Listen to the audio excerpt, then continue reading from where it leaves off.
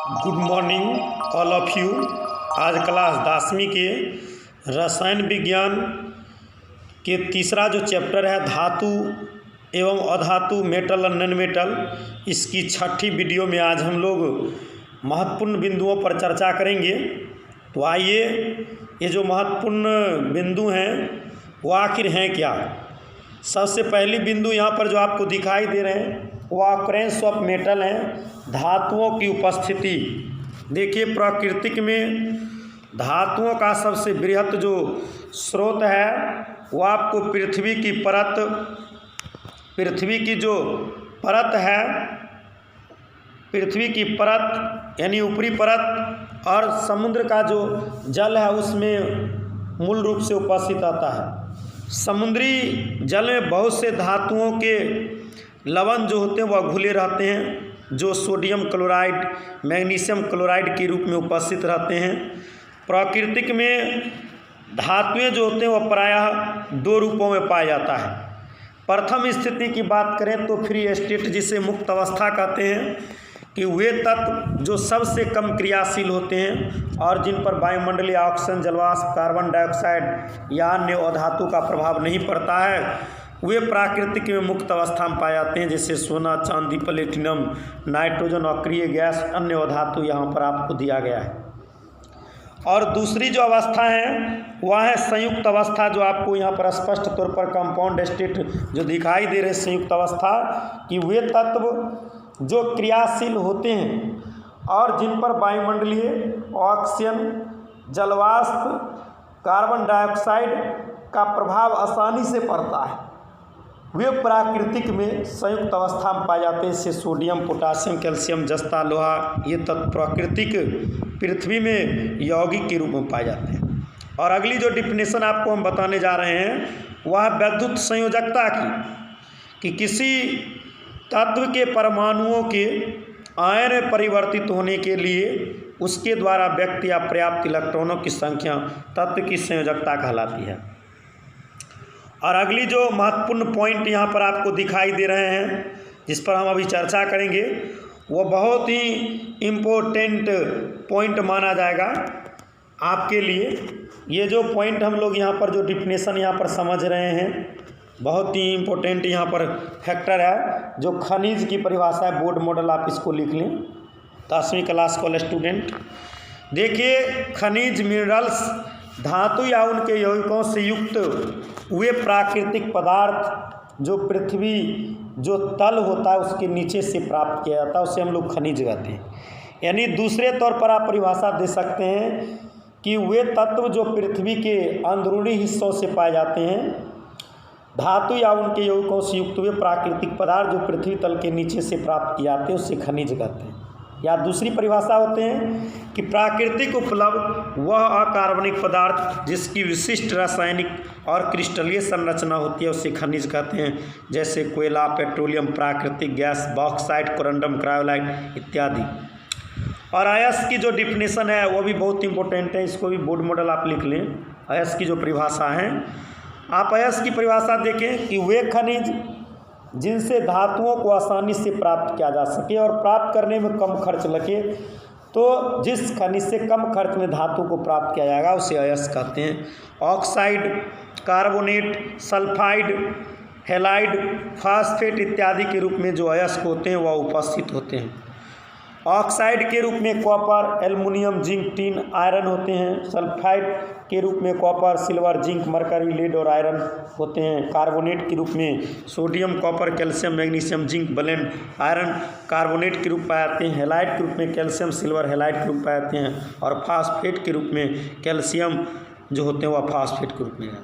अगली जो डिफिनेशन है वह है धातु कर्म की। देखिए, अयस्कों द्वारा धातुओं के निष्कर्षण और उसके शुद्धिकरण की जो प्रक्रिया होती है उसे हम लोग धातु कर्म कहते हैं, जिसके कई चरण होते हैं। अगर धातु कर्म की आप डिफिनेशन समझ रहे हैं तो अयस्कों द्वारा धातुओं के निष्कर्षण और उनके शुद्धिकरण की जो प्रक्रिया हुई वही धातु कर्म कहलाते हैं। धातु कर्म के 7 पद होते हैं। पहला आपको गैंग या मैट्रिक्स या धात्री हैं कि पृथ्वी के परत से प्राप्त अयस्क में कई प्रकार के अवांछनीय पदार्थ जैसे बालू, कंकर, मिट्टी के टुकड़े मिले रहते हैं, ये पदार्थ अधात्री कहलाते हैं, जिसे गैंग या मैट्रिक्स कहते हैं। और दूसरी जो है अयस्क का सांद्रण है कि अयस्क में उपस्थित अपद्रव्य को दूर करने की जो प्रक्रिया होते हैं वो अयस्क का सांद्रण कहलाता है। और अगली जो डिफिनेशन आपको दिए गए हैं यह बहुत ही इंपॉर्टेंट है। कैल्सिनेशन का परिभाषा है निस्तापन का, जो बहुत इंपॉर्टेंट है, बोर्ड मॉडल लिख लें। जार्न का भी परिभाषा जो है वह दोनों आपके लिए इंपॉर्टेंट परिभाषा है। परिभाषा क्या इसकी समझ आप यहाँ पर देखें।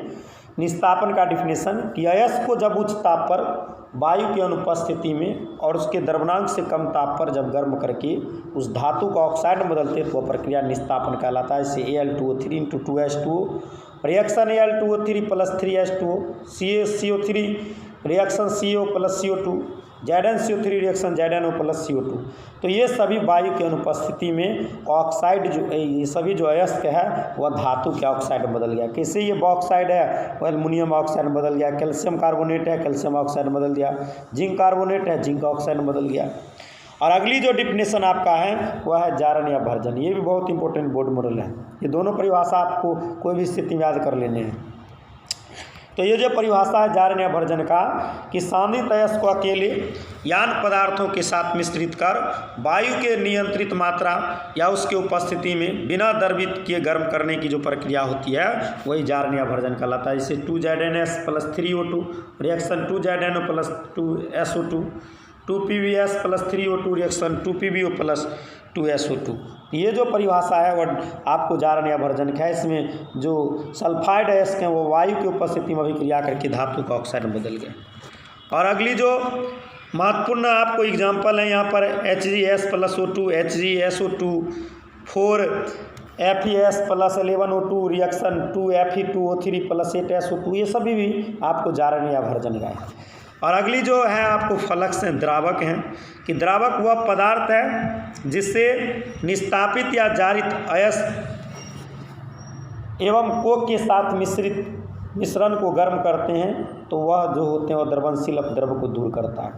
और धातुमल जो इम्पोर्टेंट यहाँ पर परिभाषा है आप नोट कर लें, ये बहुत इंपॉर्टेंट धातुमल की परिभाषा पूछा जाता है कि द्रावक अयस्क में उपस्थित अद्रवणशील अपद्रव्य के साथ जब संयोग करता है तो वह द्रवणशील में पदार्थ में परिवर्तित हो जाते हैं। तो जब द्रावक में उपस्थित अद्रवणशील अपद्रव्य जो होते हैं वह द्रवणशील पदार्थ में जब परिवर्तित हो जाते हैं तो उसे हम लोग धातुमल कहते हैं। जैसे कैल्शियम ऑक्साइड है वह सिलिका बालू के साथ अभिक्रिया किया, कैल्शियम सिलिकेट CaSiO3 बनाया, कैल्शियम सिलिकेट धातुमल इसमें है। और अगली है प्रगलन कि धातु के ऑक्साइड को कोक के साथ गर्म करके धातु में परिवर्तित करने की प्रक्रिया को प्रगलन कहते हैं। और धातु कर्म के कई सिद्धांत हैं। अयस्कों से किसी धातु के निष्कर्षण की प्रक्रिया धातु की क्रियाशीलता पर निर्भर करती है, जो 3 पदों द्वारा व्यक्त किया जाता है कि जो धातु आपको जैसे सोडियम, पोटासियम, कैल्शियम, मैग्नीशियम है, क्रियाशीलता श्रेणी के ऊपरी भाग में वे काफ़ी क्रियाशील होते हैं, ये मुक्त अवस्था में नहीं पाते हैं, इन्हें द्रवित अयस्क का विद्युत अपहरण करके निष्कासित किया जाता है। और जो धातुएं जैसे Zn, Fe, Pb आदि हैं क्रियाशीलता श्रेणी के मध्य भाग में वे मंद क्रियाशील होते हैं। इन धातुओं को सल्फाइड या कार्बोनेट अयस्क को निस्तापन या जारन प्रक्रिया द्वारा अलग किया जाता है। और तीसरी जो आप परिभाषा यहाँ पर पॉइंट देख रहे हैं कि जो धातु जैसे सोना, चांदी, प्लेटिनम, कॉपर हैं क्रियाशीलता श्रेणी के निचले हिस्से में होते हैं, ये कम क्रियाशील होते हैं, इसे जारन प्रक्रिया द्वारा अलग किया जाता है। और आज की जो महत्वपूर्ण पॉइंट है वह है झाग उत्प्लवन विधि, जो बहुत ही इंपॉर्टेंट परिभाषा परीक्षा में बार बार पूछा जाता है। आप इसको नोट कर लें, स्क्रीनशॉट लेते चलें कि सल्फाइड अयस्कों के सांद्रण की यह एक प्रमुख विधि है। इस विधि द्वारा सल्फाइड अयस्क का सांद्रण होते हैं। इस विधि में आप इस चित्र को देख रहे हैं, ये जो चित्र आपको यहाँ पर दिखाई दे रहा है, एक बर्तन ले लिए और उसमें आधे से अधिक पानी भर देते हैं। पाइन, जैतून, यूकेलिप्टस या तारपीन में से किसी चीज़ का एक तेल और यहाँ पर सोडियम कार्बोनेट है उसको डाल देते हैं। और जब हवा का तेज झोंका डालते हैं तो जो धातु के अयस्क होते हैं वह ऊपर आ जाता है, गंदगी नीचे बैठ जाता है, जिससे झाग को अलग करके सुखा कर प्राप्त कर लेते हैं। इस विधि द्वारा zinc blende, copper pyrite CuFeS2 और गैलेना आदि धातुओं का सांद्रण किया जाता है। और आज के अंतिम जो पॉइंट है वह ग्रेविटिक सेपरेशन मेथड, गुरुत्व पृथक्करण विधि। अयस को महीन चूर्ण करके जल से भरे बर्तन में डालकर काफ़ी गर्म करते हैं, जिससे अयस के भारी कण पेंदी में बैठ जाता है और हल्की अशुद्धियाँ जल के धारा के साथ बह जाता है। जिससे आप चावल को कैसे धोकर अलग करते हैं, सेम उसी प्रकार से यहाँ बर्तन है, इसमें अयस को महीन चूर्ण करके पानी के साथ डाल करके घुलाते हैं तो गंदगी पानी मिल जाता है और धातु जो होते हैं ऑक्साइड अयस जो होते हैं वो नीचे बैठ जाते हैं, जिससे बार बार धो करके प्राप्त कर लेते हैं। तो आज की वीडियो में यहीं तक। बहुत बहुत धन्यवाद तमाम साथियों को। फिर अगले दिन।